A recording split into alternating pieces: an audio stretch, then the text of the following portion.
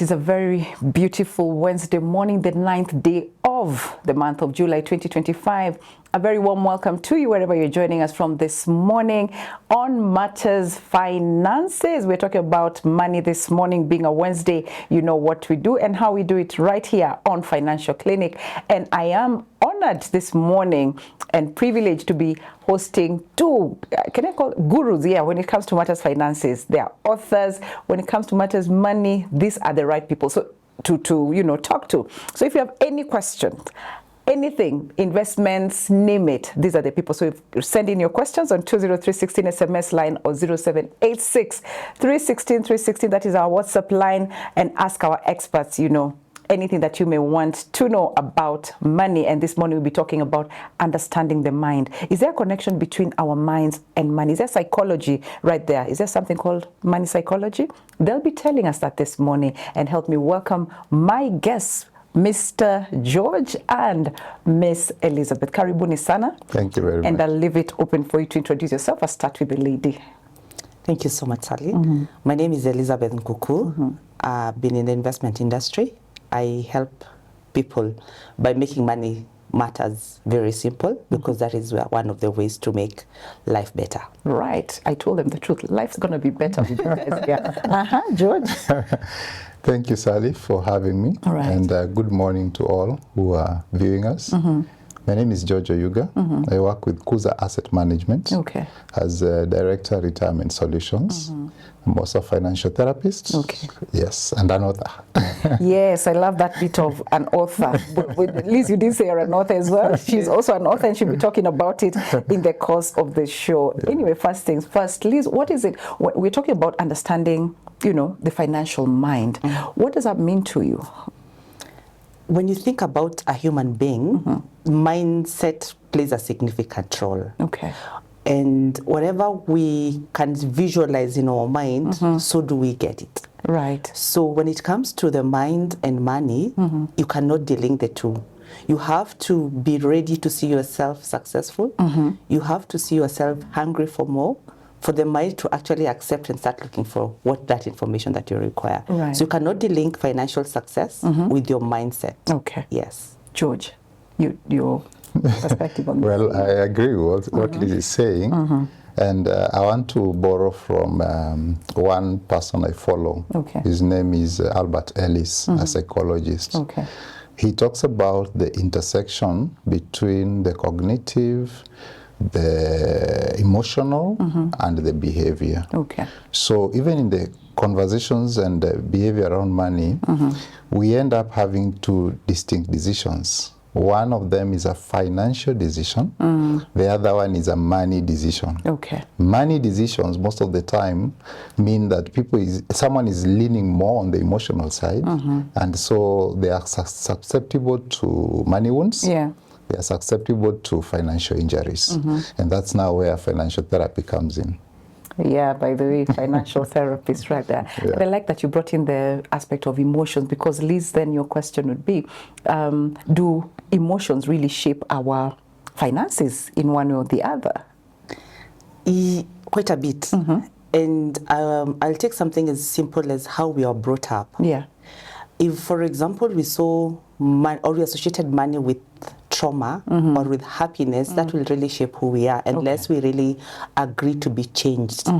So I'll give an example. Maybe you came from a family, maybe a neighborhood that was struggling or successful in the context of what that village was. The one person who was successful in most cases was considered not a great person. Because maybe we did not want to associate with them, because we brought issues, our own issues, we portrayed them onto them. So we could have put in our mind that being successful is actually wrong, because we associated success and wealth with bad people. So what then that does, over time, you have to accept and remove your emotions and just say, yes, it is okay to be successful. And being successful does not mean that I am a bad person. And I think even when you think about the conversations that are ongoing in the country, we're actually associating money with bad people, with bad things. So those emotions, unless we heal and say, I can be a good steward of this money, and it helps me help other people become better. Yeah, what you just said is true, because I know I've heard someone somewhere saying, at this time, this period, this generation, I mean, this, you know, particular dispensation, how do you make money? Au kona pesa ni wezi. So it is true that people want to associate money. If you have money, then you're not a very good person. I totally agree. George, you find sometimes there are people who know money. They, you know, they understand the concept of money, like you guys. But then they struggle to make rational decisions when it comes to money. Why does that happen? Leveraging on what I had mentioned earlier, one needs to get to a point whereby you can strike a balance between the cognitive aspect, the emotional aspects, and then now the outcome, which is behavior. So when you have the cognitive aspect being stronger, it means that you have actually fed yourself into financial literacy. You know the right things to do. But the right things to do at times compete with the good things to do, which is now where the emotional aspect comes in. And so we find many people out here, they may have the right thing to do at the back of their mind, but since the leaning is more on the emotional side of things, the satisfaction you draw from the decisions you make, the inability maybe to contain yourself around certain desires, they end up then making money decisions. So that balance is what we need to keep on stressing, keep on repeating, keep on helping people to build more muscles to make more financial decisions than money decisions. Because if that's not the case, then definitely we'll be handling more money wounds, we'll be handling more financial injuries, and people will need help. So the balance is very important. Yeah. Okay. I think, Liz, you've touched a bit on trauma. You know, there could be trauma. I could be having probably financial traumas, probably based on my background debts or whatever, my history rather. So how then does that influence the mindset? For example, if I've had trauma, can it influence my mindset when it comes to money? Yes, because you associate this with that. So anytime that someone is maybe speaking about, let's say for example, you have had a debt issue. Anytime you see someone from the bank, actually you kind of scared. You're like, okay, they are putting me again into this. So then the question is, how do I get out of this? Or how do I heal? Because I will always associate this with this. So how then do I heal from all that? One of the best things, and I will just add on to what you were saying, is creating a structure. Because you have to accept that we are human. And these cues, these triggers are everywhere. And they're going to affect me very many times. Because if for example, I've gone through a certain path, I'm more likely to go through that path. I'll give you an example when someone is healing from alcoholism. In most cases, you have to approach them from the environment that gets them there. So the same thing when it comes to money. You have to approach yourself from what triggers you, so that you're able to heal and create a structure around it. So if, for example, one of the reasons that you got into debt was because you were hanging out with certain people that all the time it was a consumption conversation, then you need to win yourself of those friendships and create thin lines so that you're able to move. Maybe the other things, you're an impulse buyer. You just, the moment you fight with someone, the next thing that makes you feel nice is a pair of shoes. Then you have to make sure that you do not walk where there are shoes being sold and you slip over things. So there are structures that you can help create the healing process so that the trauma does not necessarily drag you to where you are supposed to, where it usually does. So how then can you do that? I think there are various ways. You just have to read, listen, and then in terms of structuring, what tools are you using to actually help yourself? Okay. Yeah. Wow, well put. When you talk about people who go buy shoes, are you talking about women specifically? Anyway, yeah, you know, it happens a lot. So, George, we you know, it would be unfair to have this conversation without touching on the Gen Zs. I mean, we have to be alive to the fact that a lot is going on with the Gen Zs. But now, when it comes to Gen Zs, what do you think shapes their financial security? What is their perception of financial security? And why do you think they're now pushing for the change and all that based on the money world or space, as you would call it? Well, there's an interesting chapter in my book which asks the question, who else is dancing with my money? Yeah. And I think if I look at what the Gen Zs are going through, I would say that's the question that is resonating deeply in their minds. Right. Feeling like these guys who are now in charge of our future are not dancing with the resources in the right way. Because what I say is that Kenya, we don't have a revenue problem.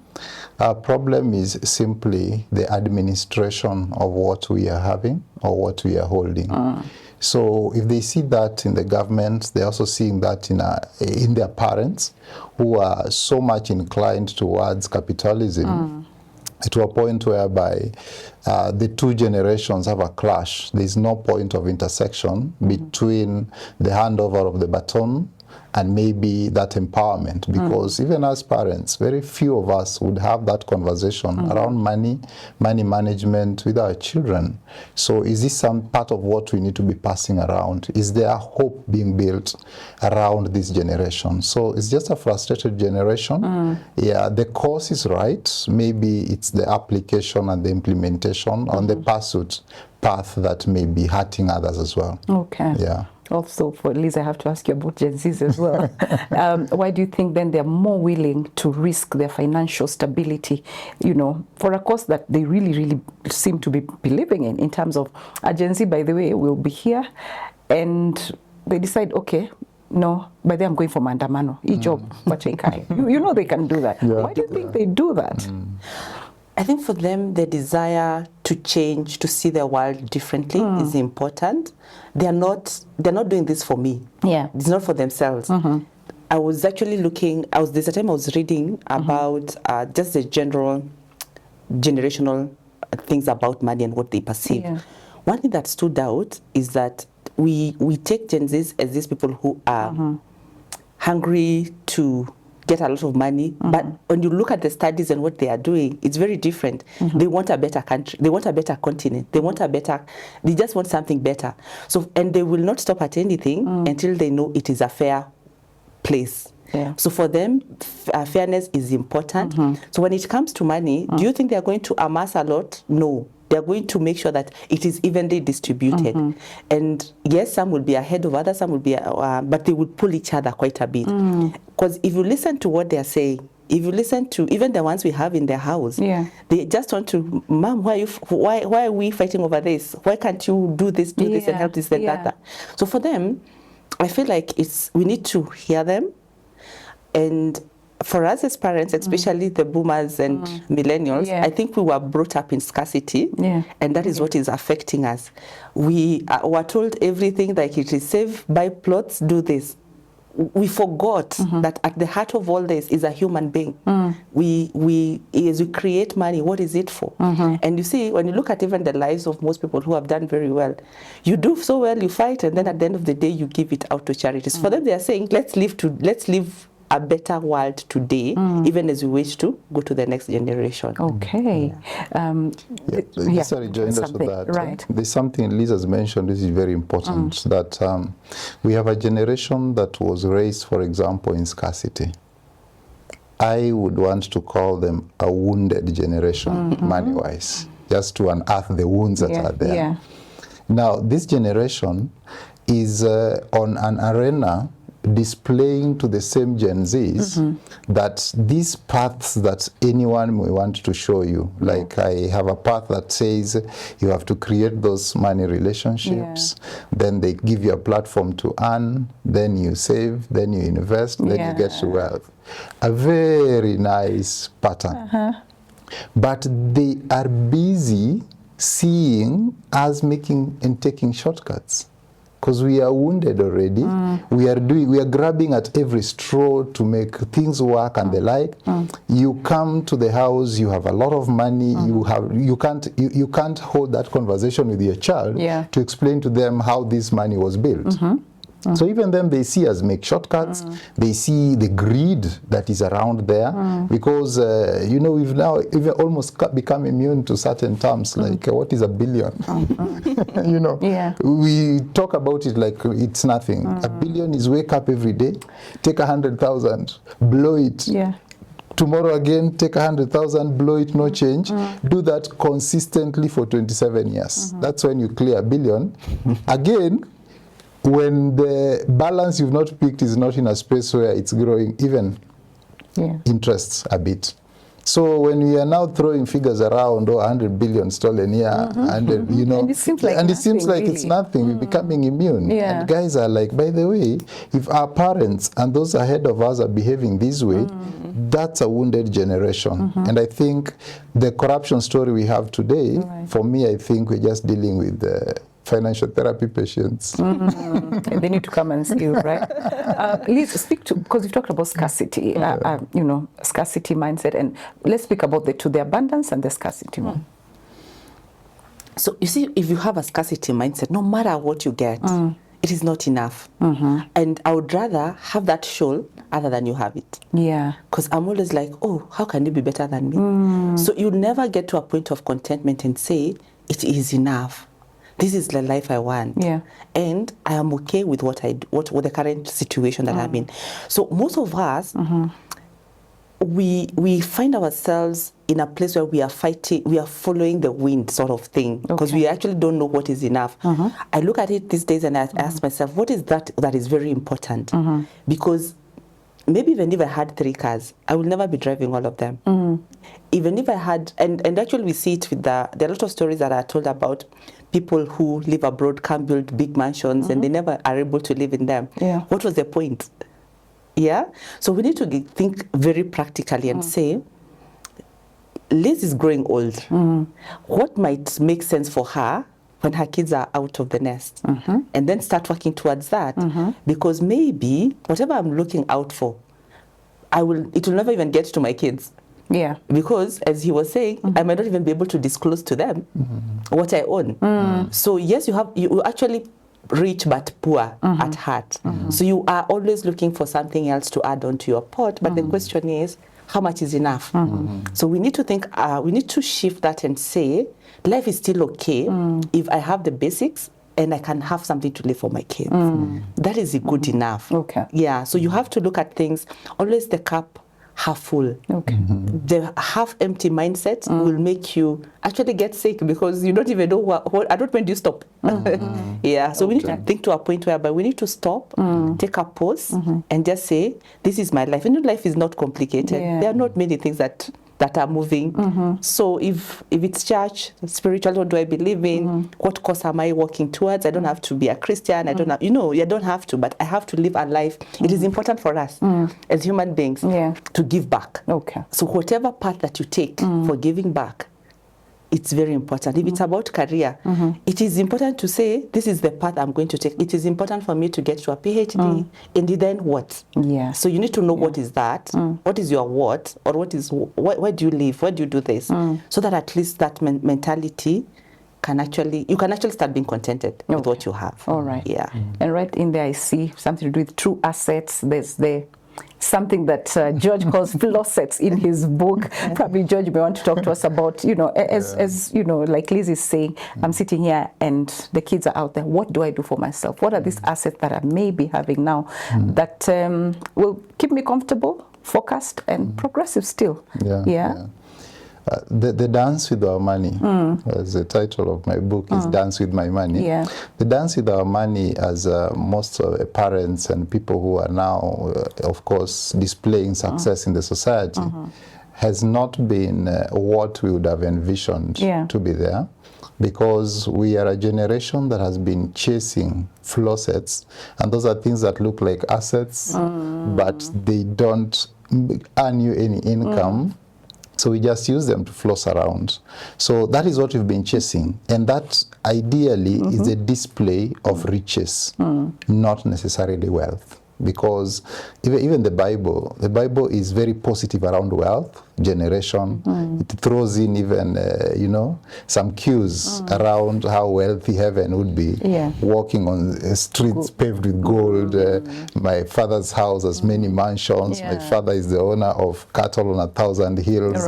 It is the hills you can count, not the cattle. You see, that's wealth we're talking about. But when it comes to riches, the Bible is discouraging that, because rich can never be defined if there is no other reference for poor and lack. You see?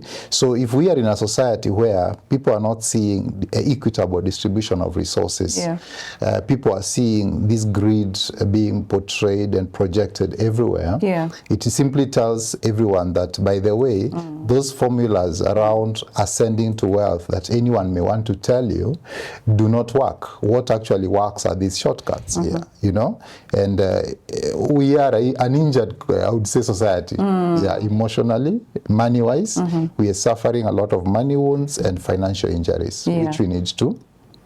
Because being in a consumption arena as well, it already tells you that what is the symbol of success is not actually wealth or assets, things that are tangible. It's more about what do we floss around, what do we, project around, which definitely would be flossets. Oh, right.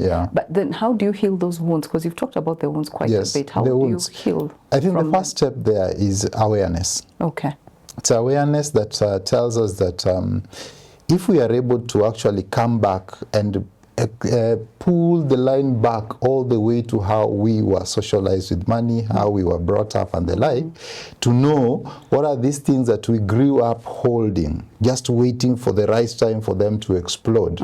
So even some of the goals some of our parents have, or we parents have, are not actually goals. They are attempts at healing our younger selves.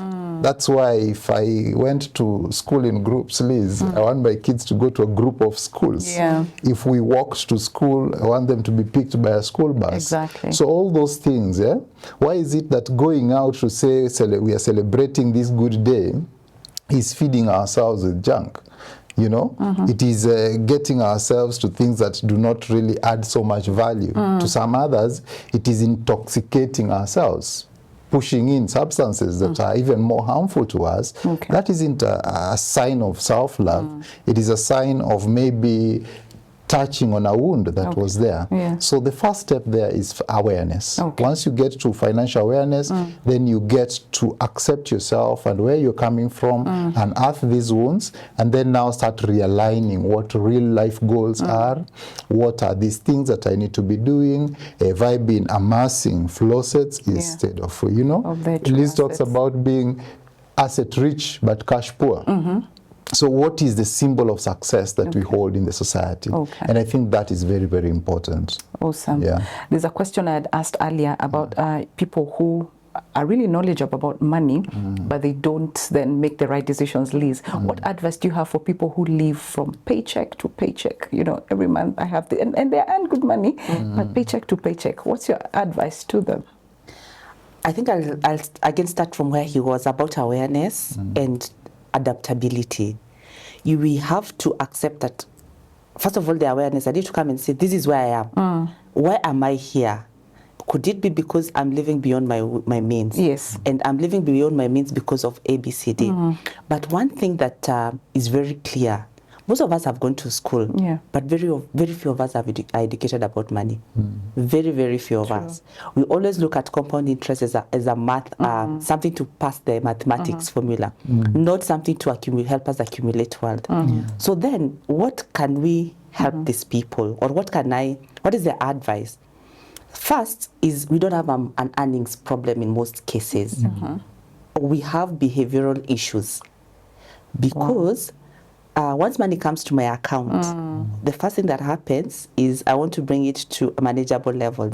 So I'll go out, do whatever, all those things. So we need to create a formula whereby I don't have to think so much about that money when it comes. If, for example, it is investments, how does it how is it deducted at source? Such that once money gets to my account, I have earned, let's say, for example, it's 100,000.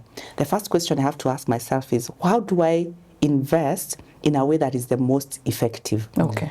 One is, when you think about what the retirement benefits sector is doing, I can save a lot of money by just investing through the pension scheme. So understanding those options. Okay. And I'll give you a practical example. For someone who is earning 100,000 and is willing to save 30% of their money, if they invested through a firm like Kuza, through the individual pension scheme, they send 30,000, which is the maximum that is tax-free. You save 5,000 from the taxman. So that is a lot of money over a period of time. That is 60,000 in a year. So understanding the options that are available to us is important, and then automating them. Okay. And remember, and I'll just give an African context. Once you have money in your account, maybe you have gotten your dividends, or that coupon has come in. Right. It is coming then to your bank account, then it's put on your M-Pesa. 30%, maybe 50% chance, we live in a society that is African. You will be put in a WhatsApp group for you to contribute. Yes. You will feel very guilty not to contribute when that money is in that M-Pesa. Just say, watu wananisumbuanga, and then you send. But if that money came straight to a money market fund, you won't feel as much guilty, because for sure you don't have the money. It's not really accessible to you. So we need to think about things that, how do we make sure that we are not feeling guilty? Because you remember, at the end of the day, you have to protect the person who is you. So automate as much as possible in terms of your investments. Okay. Create a budget. That budget, for me, I keep saying that I'm not a detailed budget person. I'll say this 10,000 is what I must use for. Because I feel like I'll get very stressed. I like flexibility. So, but bucket. Just say, as long as I'm between this range, some months you're okay, some months you're not. We are human. Extend ourselves grace. Because if you don't, you'll actually, that trauma continues. So I've talked about create a budget, but within limits. Have a system to remind you, whether it's an individual, like a money therapist, whether it is a system, like what we have done at Zurich. We actually put your money there, and we can actually remind you, hey, by the way, Sally, this month, you have not sent that standing order. We have not seen you. So create systems that can help you. And there are quite a number of such success stories that you can actually be able to get from. So just be intentional by saying, I'm stopping this hole. If, for example, it's a debt situation, and I think I want to talk about the debt situation in this country, at least each Kenyan, not Kenyan, let me say, anyone who has started taking mobile loans, statistics has it that people have an average of 3 to 5 loans from Sherlock's. Do you know what that means? You are being called at least each day of the week, there's someone calling you about you owe them. What does that do to your mind? It creates the trauma we have been talking about. Someone is asking you about their money every day. So we need to get to a point whereby we think about stopping the digging and just say it is okay. And how do we do that? It's changing the little habits that we do with money. Wow. Honestly, if you're not learning today, if you're not going to change your mindset to create wealth, to get out of debts this morning, then I really don't know how I can help you. I have the gurus here. They're giving you free. This is a therapist. That's an expert on money matters, really. So this is the opportune time for you to come in to, through 20316 SMS line 0786 316 316. Be part of this conversation. Ask your questions. Before we get back to the conversation on understanding the mindset, financial mindset, then we'll go to our socials, and I can see some questions here for my guests. George and Liz, this is for you. I have just retired and I have 1.8 million building my retirement home. I'm thinking of investing it for 6 months at the CSD of Central Bank. Is this the investment? What are the best options available for me? Please advise. George probably may start, may take that first. Okay, thank you. I think I'll begin by, first of all, commending I don't know whether it's a lady or a gentleman, but wanting to build a retirement home, I want to lean it more to the gentleman, if you allow me. Commending them, first of all, for having saved for retirement. Now, I can see the urge to want to have that money hosted somewhere for some time before they embark on the project. But at the same time, I would want to challenge what they are thinking about. Because in retirement, and I hope he's listening, what you need there is cash flow. Cash flow is king. So if the 1.8 million is an accumulation of a percentage of what this gentleman used to earn, then I want to say that the cloud has moved. If it was a saving of, let's say, 10% or 5%, it is the balance that should have built this retirement home. So this money that he has at the moment, I would advise that he does not push it into a project because he will be cash asset rich but cash poor. What he needs to do is identify a space where the 1.8 million can now create cash flows for him into retirement, because in retirement cash flow is king. That is what he would mean. And this amount here can actually give him close to around 18,000 shillings per month. I think he's better off with that to sustain him more and prolong his life more than pushing the entire money into a project. So a space like a money market fund would be ideal. Maybe an income drawdown fund would be ideal as well, or something else that would generate cash flows like a fixed income fund as well would also be ideal for him. Perfect. Wow. I hope he's listening or watching us. At least you have something to add. I think the only, in addition to that, when you think about investing in a bond, one of the biggest, safest place to invest is with government securities. But with it comes a challenge. When you have 1.8 million, you could buy a bond, you could buy a T-bill. The beauty about a T-bill, it will mature and you get it back. Where the catch is usually is the day you need that money. The day you have invested in a bond, let me even use a T-bill because it's short. I have invested in a treasury bill for 6 months. Then I need an emergency. I mean, an emergency comes up. I need that money. I can't be able to get it. And if I get it, I have to go back to central bank. Then central bank will have to discount it for me. If they discount it for me, what does that mean? I will lose part of the principal. So we need to be very careful. The same thing about the bonds. Very tradable, but not in those lots. You have to have 100 million plus for you to be able to command the market rate. So we need to be very careful when we are dealing with government securities. Very safe, but you must match them with the cash flow requirement. Wow, profound. Now, someone else is asking, ask the guests, what pushes someone to overspend? Is it money, the lack of it, or the mind? In my case, for example, money motivates me to spend when I have it. I use it. After that, my mind steps in to start budgeting on what I don't have. And I think many people do that, you know. You budget after you've spent, George. We've just seen a money decision playing out here. And this is one of my patients, I would say so. You should come and see. Because I can sense money wounds there. Because if you have a budget, and Liz talked about a budget, it is a structure, a railway line that helps you be able to get yourself to where you need to be. Because one of the things people don't appreciate is that every time you receive an earning, and I'm using earning to mean if it's a salary, it fits. If it's money from a business engagement, it also fits.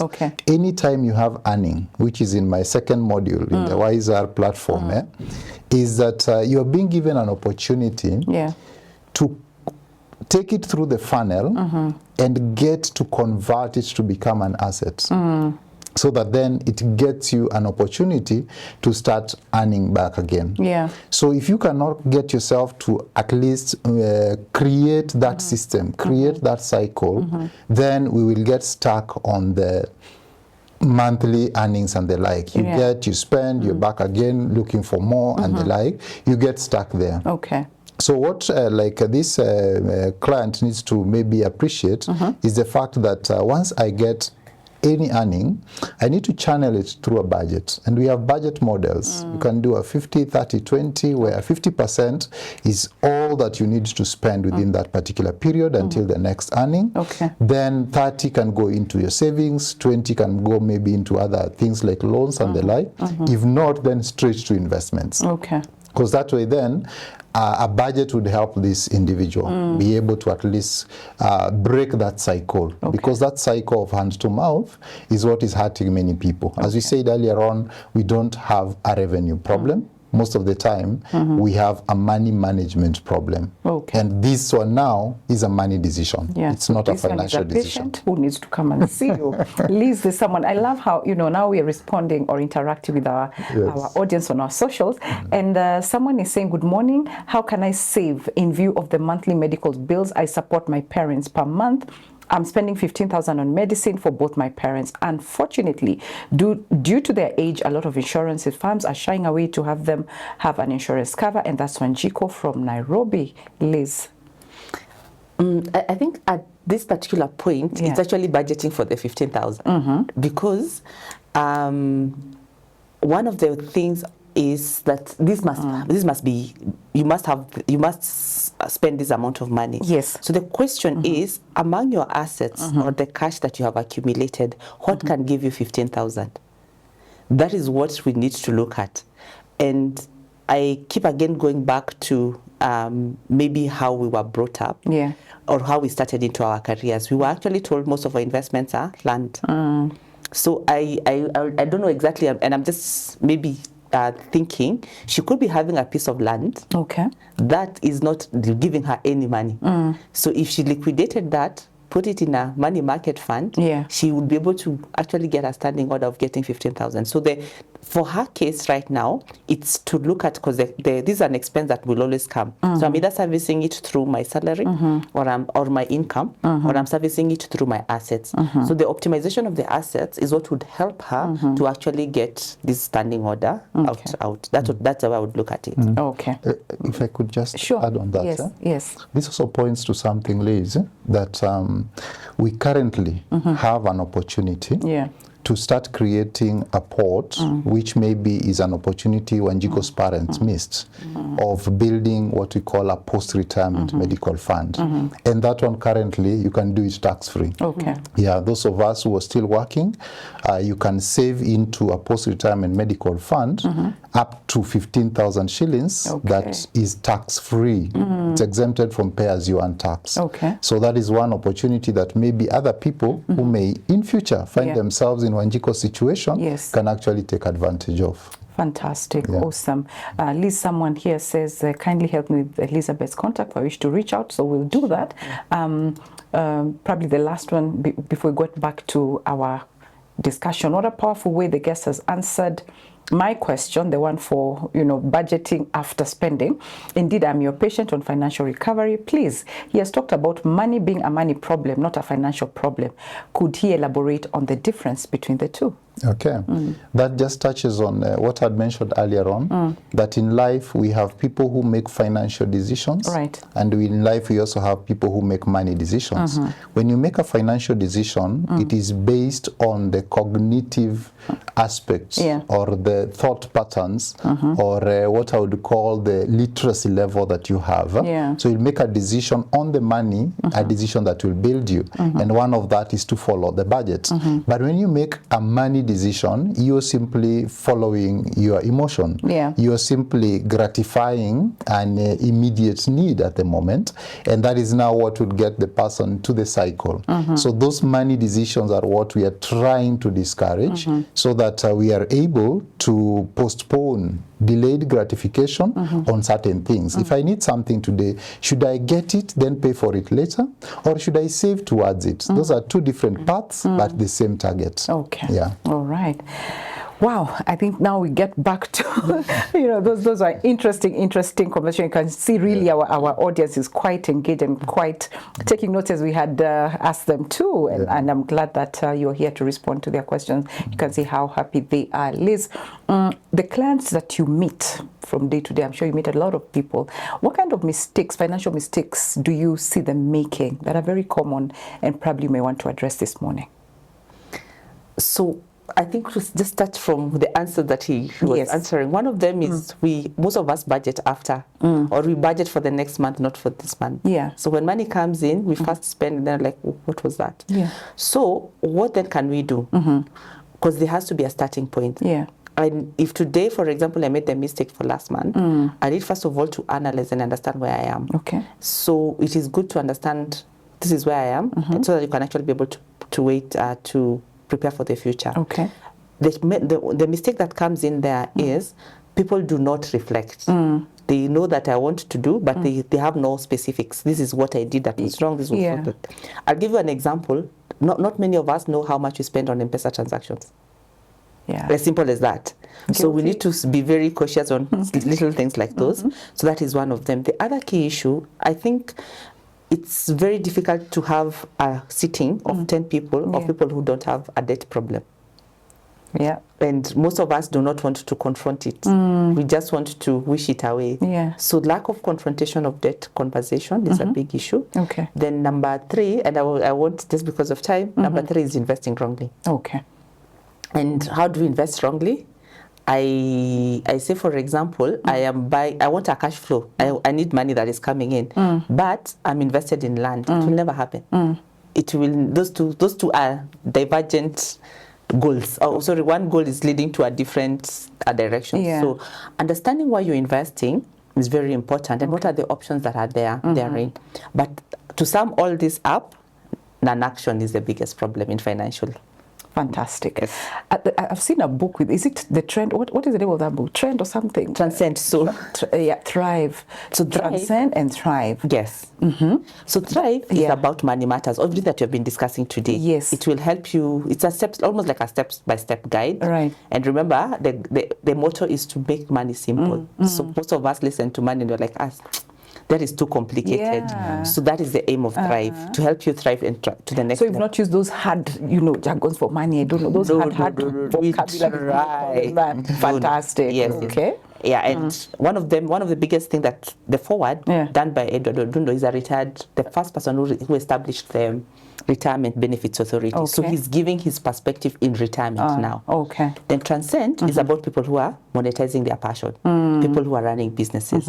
There is a formula to scaling your business. So that is what we have documented. So you don't just walk in there and say, okay, this is my passion and this that. Yeah, George, in your book also, Dance With My Money. In that book, you've talked about revenue relationships, right? What is that all about? Awesome. Yeah. That is the foundation of the entire money conversation. Okay. Because we have to establish working revenue relationships, which will then give us the opportunity to earn. That means if you are employed somewhere, that is a revenue relationship, because there's an employer-employee relationship that then allows this employer to buy your service. Okay. And there, I also, in a way, challenge the cognitions a bit to help people stop seeing your employer as an employer. See your employer as your client who buys the service from you. Because money exchanges hands either because a service has been bought or a good has been sold, is it? So one of those two. Right. So if you're an employee, you're selling a service. That's a revenue relationship. If you're in the business world, you have your relationship with your clients, those who come and buy from you, either the service or the goods that you're offering. So that is the revenue relationship, which I talk about. And it's a foundation of all money conversations. From there, they create a platform to earn. Then how you dance with your money on that earnings platform helps you get some residue through a budget to save. How you dance with the savings gets you to invest. How you dance with the investments gets you to wealth. Now, by wealth, it means what you earned has now been converted to an asset, which will now start also giving you something. Okay. Yes. You know, the dance with my money, I'm just looking at in our times, and I think the three of us, those break dance. So break dance, you're actually just, let this tango, you're in sync. You see the title? Exactly, something like that. So dance with my money should be a tango dance, not a break dance. Yes. Okay, please, in 20 seconds, your parting shot. My parting shot is, we're in charge of our destiny. Okay. There are very many help platforms that we can get, so let's use them. Awesome. I love that. Straight into the point. George, the therapist. Mine is just to invite people to the money dance floor. Okay. Money dance floor requires you to appreciate that money has some patterns that are salient, which one needs to adopt and embrace. And that way, we will stop making money decisions which lead to money wounds, which lead to financial injuries, and start making financial decisions that will position us to fulfill Proverbs 13:22. A wise man leaves an inheritance for his grandchildren. Absolutely. And I'm not going to add even a full stop right there. So this week, unfortunately, we come to the end of our show. And this is what we were talking about during the break, that unfortunate bit. Here it is right now, but I want to say a very big asante sana for your time engaging with us on our platforms. A very big thank you to you, and also to that special group of people that I always talk about, our partners who ensure that we bring you such informative, impactful and educative content. We want to say thank you so much for holding our hands for the last 26 years now, ensuring that indeed we keep Jesus on the airwaves, as well as just supporting and impacting lives. And if you want to be part of this community that is impacting lives all over, then you can do that by just sending the word partner to 20316 on our SMS line, or 0786 316 316. That is our WhatsApp line,